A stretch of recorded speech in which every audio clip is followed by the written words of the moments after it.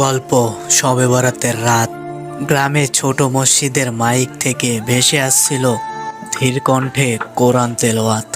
চারপাশ নিঃশব্দ, আকাশে অল্প অল্প তারা, আর বাতাসে এক অদ্ভুত পবিত্র অনুভূতি। আজ শবে বরাত, ক্ষমার রাত, হিসাব বদলের রাত। রফিক উঠানে বসে আকাশের দিকে তাকিয়েছিল। বাবার কবরটা চোখে ভাসছিল। গত বছর এই রাতেই বাবা বলেছিলেন, বাবা রফিক, আল্লাহর কাছে শুধু নিজের জন্য না, সবার জন্য দোয়া করিস।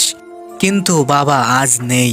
মায়ের চোখ দুটো ভেজা, হাত তুলে দোয়া করছে, হে আল্লাহ, আমার স্বামীর ভুলগুলো ক্ষমা করে দাও। রফিকের বুকটা হঠাৎ ভারী হয়ে গেল।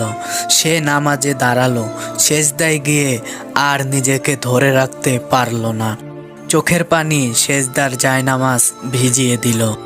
সে কাপা গলায় বলল, হে আল্লাহ, আমি অনেক ভুল করেছি। জানি না তুমি আমাকে ক্ষমা করবে কি না, কিন্তু আজকের এই পবিত্র রাতে আমাকেও ক্ষমা করে দিও, বাবাকেও। মসজিদের ঘড়িতে তখন রাত 12টা বেজে গেল। মনে হলো আকাশটা যেন আরো কাছে নেমে এসেছে। রফিকের মনে এক অদ্ভুত শান্তি নামলো, যেন কেউ বলছে, ফিরে এসেছো বলেই তো ডাক শুনতে পাচ্ছ। নামাজ শেষে সে মায়ের পাশে বসে বলল, আম্মা, আল্লাহ আমাদের ছেড়ে দেননি। মা মুচকি হেসে চোখ মুছল। শবে বরাতের সেই রাতে রফিক বুঝে গেল, ভুল মানুষই করে, আর ক্ষমা করেন শুধু আল্লাহ। তো এই ছিলই আমার শবে বরাত নিয়ে একটা গল্প।